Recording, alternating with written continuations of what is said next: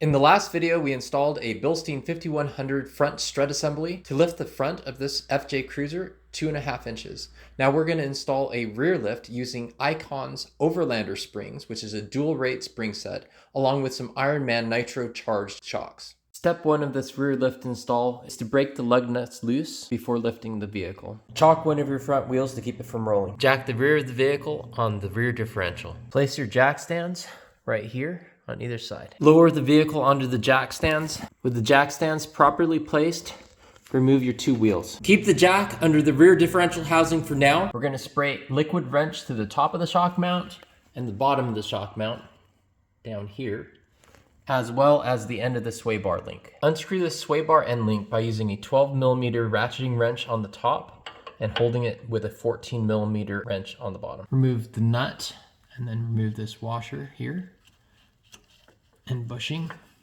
from the top. See how that goes on. Then we'll work on the other side and this should drop free.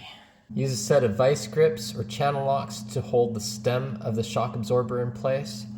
We'll use a 17mm ratcheting wrench, and you'll probably need something very similar to this in order to get this top nut off. My little vice grips was no match for holding the shaft and allowing this to turn. So what I did is I used a bigger set of pliers, and I used a C-clamp here to compress the ends of the pliers, again using safety glasses. And then I used this massive zip tie once it was compressed really well onto that shaft. And then I didn't have enough force to get this little 17mm ratcheting wrench to go. So yeah, I put a pipe wrench on the end of it, put my face away from what we're doing here because this is definitely the potential to start shattering sharp pieces of metal, and I was able to break that free. So you may have some struggle getting this guy off. It depends on how old your vehicle is. This is a 2007, it's now 2023. Come down to this screw here, we'll remove that. Use a 17mm socket to take this guy off. Unfortunately, because of corrosion, you might still have to use those channel locks and a wrench on the top and actually unscrew this stubborn washer up here, because it's not going to do much else. Once it breaks free, just like it did there, that shock should now drop out. See how much corrosion is on the top of this here shock. The other side required the exact same method. Yeah, poor man's vice grips, channel locks.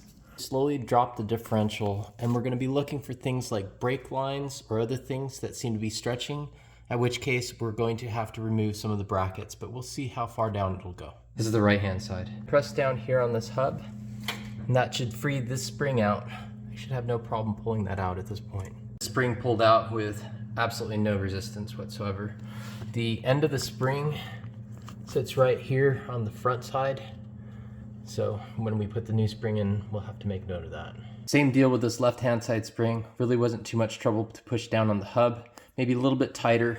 You'll notice that these brake lines here are getting a little bit on the tight side, so this one here and this one here. So I'm considering whether or not it's necessary to remove those. Now, the new springs are going to be considerably taller, so I'm probably going to have to get a spring compressor, but let me go pull them out of the box and we'll take a look. These are Icon 52800 rear dual rate springs.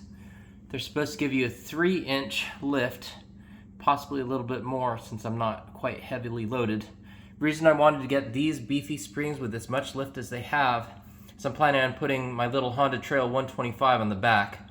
That'll act like quite a load back there. This should clearly show the difference in height between the Icons on the left and right and the stock in the center. There's no way I'm going to get this in without a spring compressor. I jacked up the right side to give myself a little bit more room on the left hand side, as you can see here. The brake lines have plenty of slack, so there should be no problem there. It definitely required a spring compressor to get the spring in. Having two jacks, one under the pumpkin and one underneath the end of the axle, definitely helps switching between the sides, so you jack up one side versus the other to allow more room.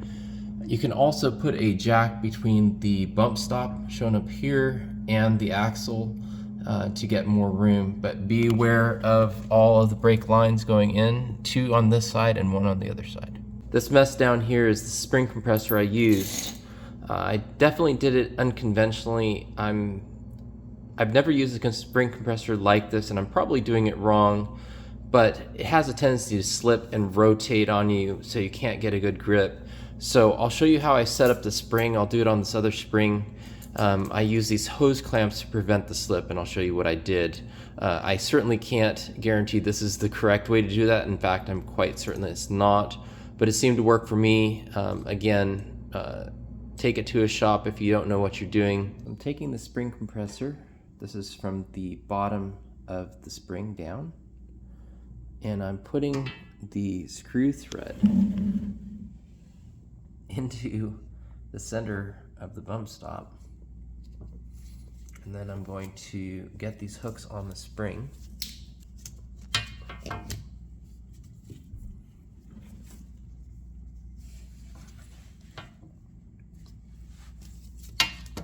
Just like that. So you've got both of the hooks securely on there.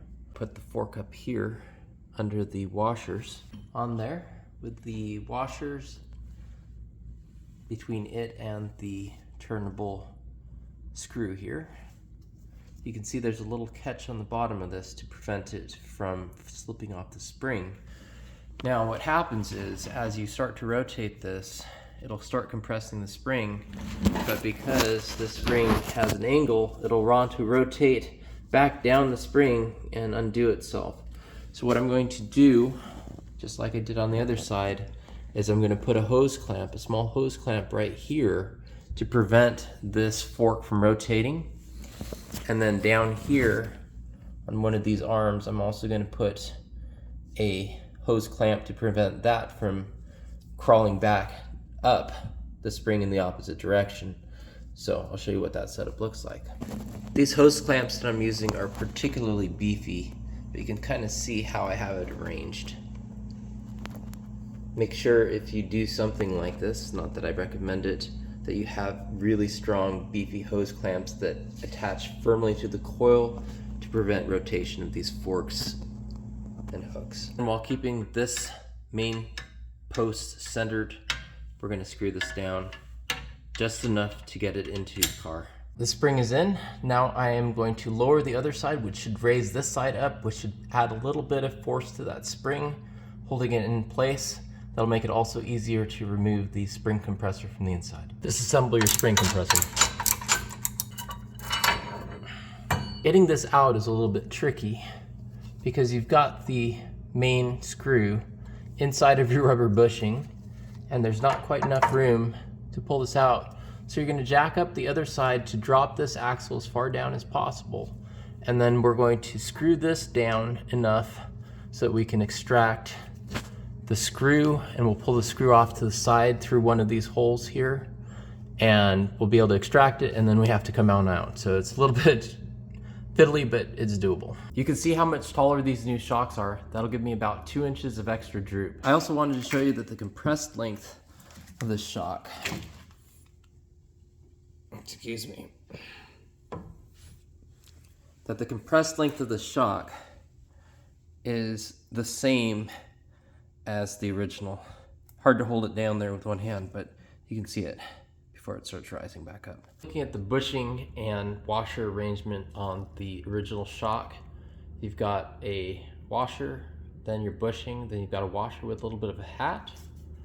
Then on top of that, it goes through the body or frame, and then there's another bushing and a washer. So that's kind of the arrangement we need to set this guy up with. I'm going to start with the washer with the bigger hole, not the biggest, but the bigger hole. That just fits nicely on there, no slop. Then a rubber bushing, fits nicely. Okay, then I'm going to put this little ring here, and that fits nicely on there. And then one of these guys with the little top hat, the little portion that sits out here, a little flange, or little boss, I guess. And that fits, you can see here, right around that ring, so that doesn't move a whole lot. So that's the part that then will go through the shock mount at the top. Then we'll add another bushing to that and a washer that just fits on the threaded portion actually, so they would not fit lower. And then we'll put this lock nut to hold everything together. Here's that assembly stack. I don't know about you, but I sure wish they put some sort of grab on the bottom here so that it can stop it from rotating. So in order to tighten this down, I'll probably have to grab it with some channel locks again. Down here on the bottom, I'm going to replace that screw first, torque that down before I start working on the top here. You'll need a 19mm or 3/4 inch ratcheting wrench in order to get this to tighten. I was able to hold on with just my fingertips onto the top of this shock absorber, and that was enough to get that nut started. Once these bushings started compressing, it holds pretty well, so you're able to tighten this up to, I would say it was probably about 15-20 foot-pounds. You don't need to go much further than that. It is a lock nut on the top, so it's not going to back off. Tighten this bottom shock absorber screw to 72 foot-pounds. Jack up your rear axle so you can get this sway bar end link back in the hole on each side. The correct order, you have a washer, a bushing, a washer, and then the frame, then another bushing, then a washer, and then your nut on top, 11 foot-pounds. Once torqued down, you can see that these end links, the bushings, are a little bit off-center. Perhaps a slightly longer end link would be worthwhile at some point in the future, but as of now, this should be okay. I added the BOTCK from Dr. KDSS just to level out this track bar. That's a complete rear end lift. Final step is to put your wheels back on, torque the lug nuts to 85 foot-pounds, and take it for a drive. Right front is at 37 1/8 inches. Right rear is at 39 1/2 inches. Left rear is also looking at 39 1/2 inches. Left front is about 36 7/8 inches.